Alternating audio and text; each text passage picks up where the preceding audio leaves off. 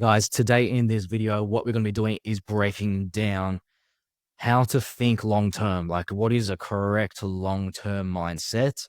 We've all heard it before, but this is my unique perspective on the topic. I actually think this is an evergreen piece of content that should be able to last the test of time. And yeah, it's extremely nuanced. And I think that actually goes into a lot. Obviously, we all know it's better to think long term than short term, but how do you actually go about that? And yeah, like what is actually going through my mind when I think long term? So, when thinking long term, it's very difficult because you also have to weigh out like how long is long term. So for me, like I personally think like first when you think how long, like the way my mind works is like how long am I actually gonna most likely live for? So for me, this is probably where I'm gonna lose a lot of people, but I personally think I can live, the base case is to 150 years of age. Okay. 150 years of age, based on where I'm currently at with my health right now, my age right now, but most importantly, technology. I think technology is the number one factor, which is going to be able to push this because I feel like, great genetics, great health, great exercise, all of that stuff, nutrition, you can probably maximize it to like what, 110 years old. So you can probably go from a 90-year-old to 110. That's like an extra 20 years. But past that, I'm guessing, obviously, I'm not a scientist. I don't know everything about this stuff. It's just me thinking using my gut and based on the knowledge I currently have, obviously can change my mind, but I think the base case is 150.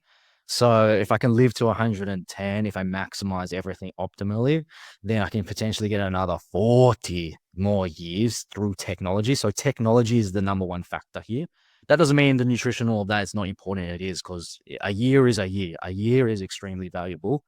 But yeah, so I'm personally thinking, all right, long term is actually different now. It's actually different. Like, let this marinate in your mind. Like, because if there's people that living to 100 now, or maybe easily into their 90s now, what did they have back then? What did they have 90 years ago when they were born? What did they have 50 years ago? The world is rapidly becoming a different place, and I got a feeling this 150, like I feel like it's the base case because technology is going exponentially, especially with AI and all of that stuff. Like I think there's going to be major breakthroughs with AI. Like even without AI, if AI never became a thing, just with how we're progressing, previously to AI, it was already like the base case is like 150. So I actually think I'm being very conservative. Call me crazy, but I feel like the 150 is conservative. So if I think I'm going to 150, then you probably like you kind of need to draw the graph. Whoops. Uh, so let's just put like ages down here, like 150 is down here. Then zeros over here on the left, and let's just say I'm like 30, so let's roughly eyeball it. So obviously not perfectly to scale, but we got all of this. Now, like if we have to think like then what is the goal? And the goals can be many different things. The goals can be health-based goals, they can be financial goals, they can be business goals, they can be all different types of things. But let's just say for the sake of this video, we're going with a standard success goal. Like, hey, the goal is I always want to be as successful as possible. Um, you have to think like when do you want to hit the peak?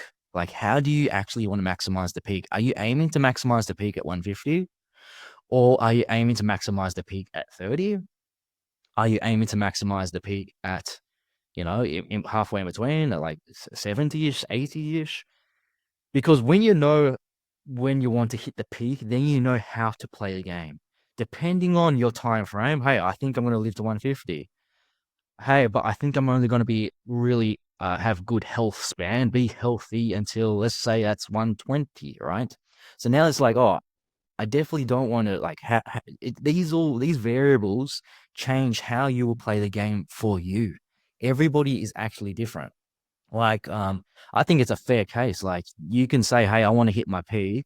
Um, I want to maximize how much money I can make from age 20 to 30, and work my absolute ass off. make $1 million, then with the returns of, even just 10% of 1 million, you're making $100,000. Then in most countries that, $100,000, if you're making it through investments, there's a lower tax rate than if you work at a job. So now, even if a guy was on $100,000 salary, you're actually keeping more money than that guy by doing absolutely no work. And then you can just like, hey, I'm retired. I retired at 30. So I am under the mindset that if you want to play a game that's only 10 years long, maximize it. It's very possible to become a millionaire in that time frame. Um, Now, depending on how you think about this, like just run like I want to give you like I actually can't give you the answers because it is based on what you want. This is when thinking really comes down to it. Like you got to really think about what do you actually want, where do you actually want to be, and I like doing this scenario because it helps you really put everything in perspective. Because like, who would have thought, if who actually starts with proper first principles to think, wait, what is my life actually going to look like? Do you believe you're going to live to 150? Do you think you're going to have health until 120? If so, then am I going about the game correctly? Or am I like in this rush where it's like, I just need to get everything done and it's not actually healthy? Are you thinking like that, which is making you make short term decisions, which are actually hurting you in the long run? And you actually have more time than you think. That's a possibility, right? Um, but then sometimes you don't want to think so extremely long term that you're thinking so long term that it actually doesn't make sense. Like you're thinking like this, like, and it's going to go past 150, like you never even hit your peak. Like a lot of people have it like, oh, I'm going to reach this X up here. But then if you check their actions, they're actually thinking so long term that it's so patient that it actually hurts them because you're never ever going to get there because you're going to run out of time. So that kind of relates to like the next little piece of advice that goes through my head is like, once you can identify the big goal and the big game at play, 150, the goal is to peak roughly around here. Um, then you know what, like, how do you actually go about your day to day life? And the best way to think about it is thinking short term. So thinking in little like 1 year. I like to think of like little 1 year periods and make sure all of those 1 year periods I'm thinking really short term to maximize those 1 years. So then they add up into the big trend. So I hit it on its head. So I kind of like to break these things down at like little 1 years like this. And let's just say these little 1 year periods. Let's say it's like, let's zoom out. It's like that. Within the 1 year, there's even an exponential curve, right? So what the goal is to get all of these little exponential curves in these 1 years, and you add them all up, which creates the overall art, like the big macro trend. So you can't be too patient. If you're too patient, it's actually not realistic, right?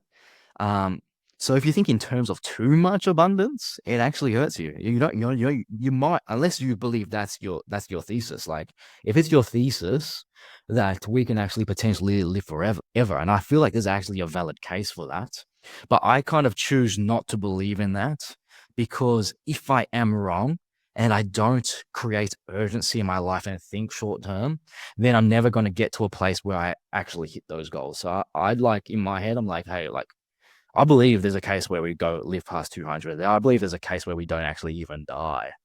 I believe those odds, let's say for not even dying at this stage for me, 31, I feel like it's a 25% odds. I know that sounds crazy, but it's actually high.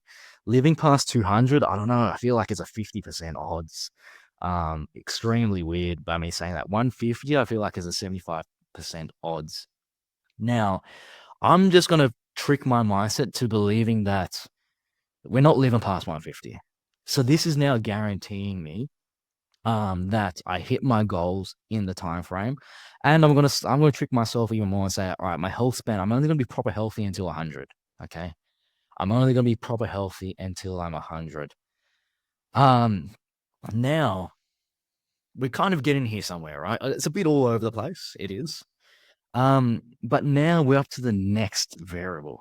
The next variable is probably one of the trickiest ones. Is like, Well, what do you actually do, right? Because we've identified you have to think long term, but not too long term. Your idea of long term might be incorrect. You might be thinking you're going to pass away earlier. And I'm not going to, again, I don't know if I'm going to be correct. I'm not a scientist. But we've also identified you have to think short term with urgency in little macro 1 years. You can go exponential in 1 years. You got to maximize every minute, every hour, every day. And you put those together, you create the larger compounding effect. The next thing, which is really, really, really tricky, you got to think about what to work on, because there's another thing which is called pigeonholing yourself, right? You don't want to pigeonhole yourself. You don't want to hit a roadblock, right? You don't want to hit a roadblock, because if you work on the wrong things, you might compound really fast, but then you hit the roadblock and you're stuck, right? Whereas you could focus on something else which takes a little bit longer, but then it goes past. There is no roadblock. So then this one is actually the faster route. Again, you can't tell which route is going to be faster, but you can get a feeling for it and you can weigh up the percentage odds. Um, like um, there's always things where you can only go so far before you hit a roadblock, and sometimes that path, literally there is no way to get past the roadblock. The only way to go higher to this other thing is by going back down the mountain, and that's what Naval Ravikant says. Naval says sometimes the fastest way to where you want to go is not, you've already gone 3/4 up the mountain and you can see the peak. It's like, oh shit, I just need to go there, but there actually is no clear path to get to there. You actually need to go backtrack, and then there's a safer way around the other side of the mountain, and that's how you get there. So sometimes the fastest way to go up is to go down first. So you got to make sure that you're just weighing these things up. You're thinking in terms of probabilities, and you're really, trying to predict the future. You're trying to forecast where is the world going, and how do you fit into that world. Like an example is, if you're having the mindset of like, hey, I've identified the long term stuff, I understand that, and I understand I'm going to maximize the short term. But if you think too short term, an example of where you peak is if you do something, you like, imagine you're 18, you go to university and you choose something which that place or that degree is only going to help you for like 5 years, because it's going to get disrupted by AI in 5 years. You peaked, right? And then you invested a certain amount of time into that endeavor, into that path. You invested a certain amount of money as well. And maybe you're on some sort of student debt, so you don't feel it, but that's not necessarily better. That in some cases is actually worse. Now, this is like the typical example where I see everybody getting caught up in this. And I just feel like a lot of people are going to get trapped on this mountain. So it's like, you just got to go. You got to go and you got to do the hard work. And sometimes that's why I'm actually a proponent of taking the gap year. Don't just mess around, but, actually think. Like, I don't know if an 18-year-old is actually capable, of choosing a path, unless, they change the education system where there is a course talking about where's the future heading, thinking like an investor, thinking about where I think the world is going to go. What industries are still going to be here, which jobs are still going to be here, which ones, some, I reckon you can maximize it over 10 years, make a lot of money, and then it gets disrupted in 10 years, but it doesn't matter because you're already rich. That's fine. That's an argument, right? We're choosing to peak at 30 there, see? So there's like all different ways to think about it. Another fair conclusion is like, oh shit, after I've done the deep thinking, I then come up with like 10 different paths. And this is quite a lot, right? This is maybe too much. Um, but you might come with 10 paths. Then you want to hammer them down to like 3. After doing enough thinking, like you're gonna be utterly confused with the 10 paths. But at least you got to 10 paths. Then you want to probably get them, sit on it for a little bit, let it marinate, let it cook up, and you want to get it down to 3. Then you want to weigh up those 3 and see, like, all right, which one do I think is actually the best for me and which one actually suits me? And you might need to think about a little bit of happiness with this, because if you're going to burn out, again, if you think you're going to burn out, then what are you doing? You're hitting the roadblock, all right? We don't want burnout to come. And that's why sometimes as well, talking about burnout, you could have a path where you don't burn out. You actually like it, but you're like, sometimes you don't want to work too hard of having like no days off for, you could have no days off for 5 years. Most people are going to get burnt out. Okay. So sometimes rest is actually beneficial because rest stops the burning out and allows and prolongs the compound effect. Okay. So everything, when we're weighing it up, there is benefits. There's pros and cons to everything. Don't think black and white. Now, what might happen is you might get down to three and then you can't actually make up your mind. If you get to this stage, that's great. I would argue if you get to this stage and you sit on it for a couple months, then all you got to do is action. Now, when you go to action, you go in believing that the one that you choose them, just choose them randomly if you can't even, you can't even make a choice. Just throw a dart at one of them. Go all in like it is your one. It is the only thing you have. There is no plan B, and test it for like a year. Give it your absolute all for 1 year. And what you're trying to find out, go in at positive, right? Go with positive mindset. Go as positive as possible for 1 year and then reevaluate after 1 or 2 years. If it's not for you, that's okay. At least you gave it a good chance. You went hard, you went balls to the wall. You tried to figure out, is this for me or not? And go in with a positive mindset. Because if you go in with a negative mindset, knowing that there's two other potential paths you can take, um, you're setting yourself up for failure because whatever you believe is what will become. Okay. So if you believe it's going to be bad for me, you come into work every day like, oh, I hate this place. I got two other options over here. I'm just going to fall back on them. You don't have that mindset. Remember, even if you do believe we're going to live to 150, that's still a limited amount of time. There is, I believe, sadly, the majority of people, because they're not thinking in this manner, they actually never find a path for them in their life at all. That is the worst case scenario, and that is a possibility. So that's what you got to give you that urgency to go hard and choose your path quickly and get to it. Do the thinking, take the actions, because the alternative is you never figure out and you never become the hero. Like once you find the path for you, you feel like you're a hero of your own movie. When you feel like you're the hero of your own movie, it's like you're living on coffee.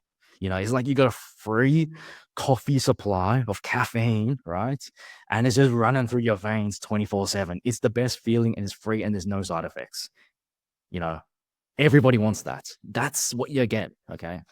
Um, so yeah, test it out for 1 or 2 years, and then know when you've given it your all and it's still not right, and you really showed up with your best effort, right? You showed up with your best effort. You showed up with positive mindset. If you can truly say, bro, I gave it 1 to 2 years and I didn't mess up, I was 100% stuck by my word.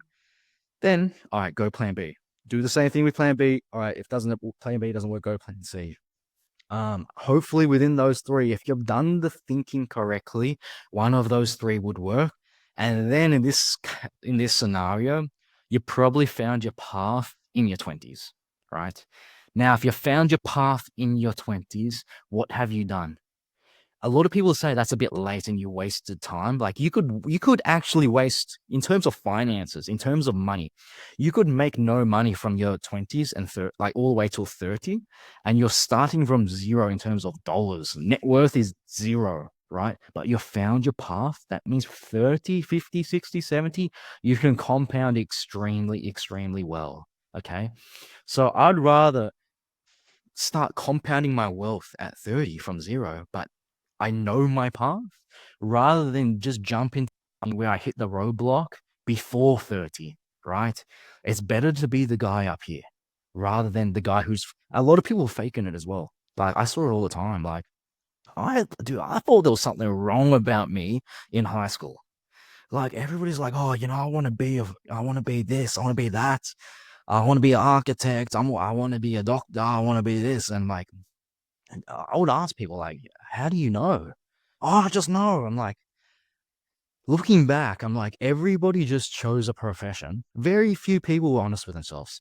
Most people chose a profession based on ego because it sounded like, oh, I'm above everybody else. Oh yeah, it's an honorable job. Oh, you're a doctor, are you? Oh, you're an architect, are you? Not many people are like, hey, I just want to be a school teacher. I'm happy with that. Obviously there were those guys, and I remember those people. Those are the people that were like, dude, you're the mature ones. I wasn't really. I was decently mature because I didn't know. I was happy to say I didn't. You know, maybe I probably wasn't mature enough to say that to other people yet. I wasn't as comfortable in my skin as I am now. I would have held it to myself. I probably, yeah. No, actually, I think I did lie. Actually, I'm just like, yeah, yeah, I want to be this. I think, yeah, that's probably the problem. I'm part of the problem. Um, but those people that just like, hey, I just want to be a nurse. They're the ones that, looking back today, I feel like are quite a lot more happy. Where the ones that are like doubled down with their ego, like I just want to be the doctor, and then they quit.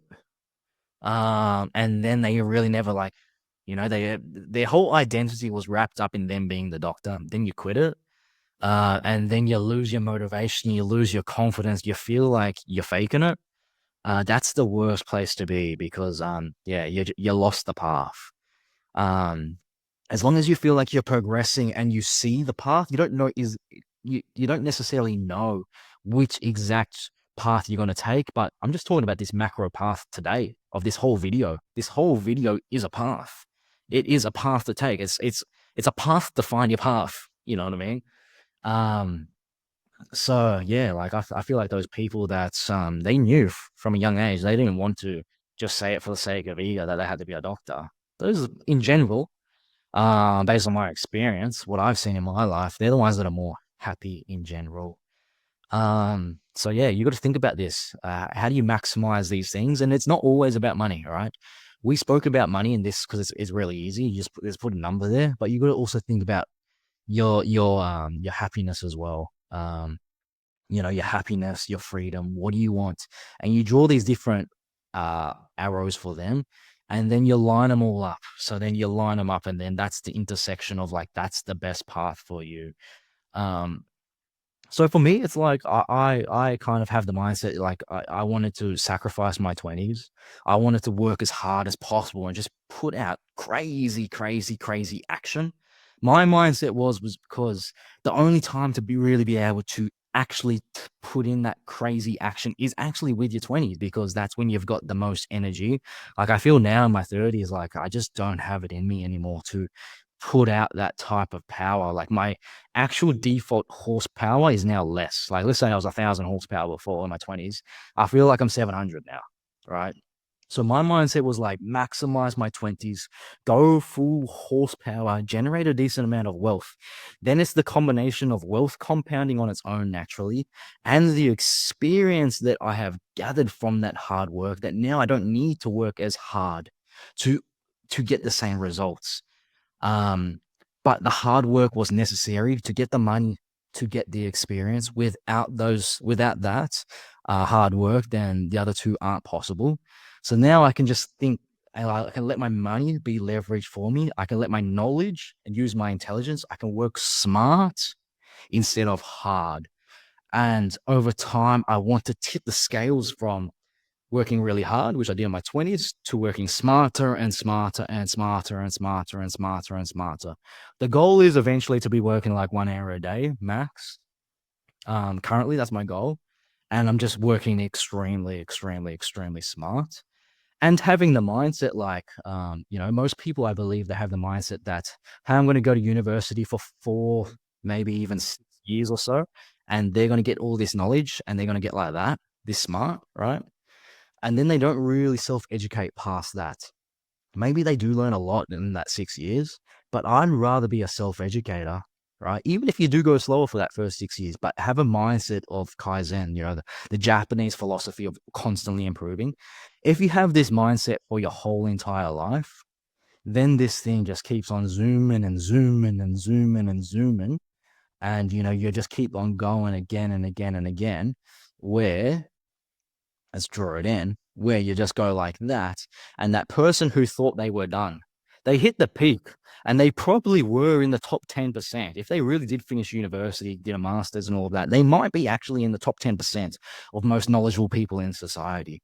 But the gap from these people who stop and they don't have that self-education, that self-study, the gap between those guys who are lifelong learners is monstrous. It can be 100x. The people who continue to learn for their whole entire life can be 100 times smarter, right? More knowledgeable about how the world works, about success and all of that stuff. We're talking about in terms of success here, about success, than the person who stops just because they think they got a master's degree. Like, honestly, a master's is not that much, in my opinion. It can be valuable, but if you're stopping there, dude, it's not much. Get a master's and keep on self-studying. Okay, props to you. You're on the right track. So yeah, I think that's pretty much everything about how I think about having a proper long-term mindset. There's probably a couple things I've missed here. If I did miss, I'll just make a part two. But yeah, I think that's everything. You got to combine the long-term mindset. What is long-term? Combine it with raw, intense action, and then think about the roadblocks. Don't pigeonhole yourself. Find the path that can compound the longest. All right, that's everything for this video. If you've got any questions, just send them down below. I'll be sure to try my best to answer them, and I'll see you in the next video. Thank you very much, guys.